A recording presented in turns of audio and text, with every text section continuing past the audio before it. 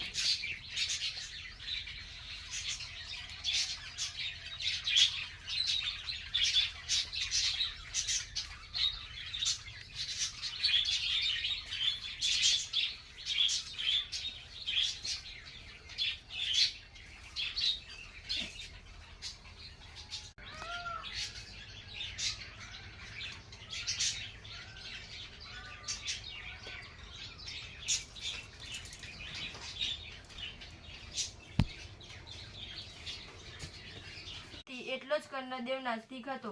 રાણી કમલાવતી કર્ણદેવને ઘણીવાર સમજાવતી કે અભિમાન સારી વસ્તુ નથી. માણસને ધર્મ કાર્યમાં પણ ધ્યાન આપવું જોઈએ.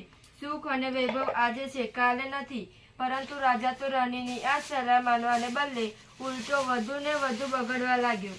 તે સુરા અને સુંદરીના મદ અને કેફજમાં મસ્ત રહેવા લાગ્યો. એક દિવસ નિરાશ રાણી મહેલના ઝેરખામાં ઊભી હતી. ત્યારે તેને થોડેક દૂર નદી કિનારે કેટલીક સ્ત્રીઓને ભેગી મળી કંઈક વ્રત કરતી જોઈ. તેને દાસીને બોલાવી. એ સ્ત્રીઓ શું કરતી હતી તે જાણી લાવવા મોકલી. થોડી વારે દાસી પાછી આવી અને રાણીને કહ્યું, રાણીજી, એ સ્ત્રીઓ દશામાનું વ્રત કરે છે. રાણી આશ્ચર્ય પામી. તેને પૂછ્યું, એ વ્રત કેવી રીતે કરાય તે જાણી લાવી છે. હા, તેમને કહ્યું કે અમે સૂતરને કહ્યું, રાણીની આ વ્રત બધું ગતિંગ છે. આપને શેની ખોટ છે કે આપણે આ વ્રતની પૂરી કરવી છે? ધન દોલત કીર્તિ સુખ સમૃદ્ધિ સંતિનું બધું જ આપણી પાસે છે, તો પછી તારે આ વ્રત કરવાની શી જરૂર? અને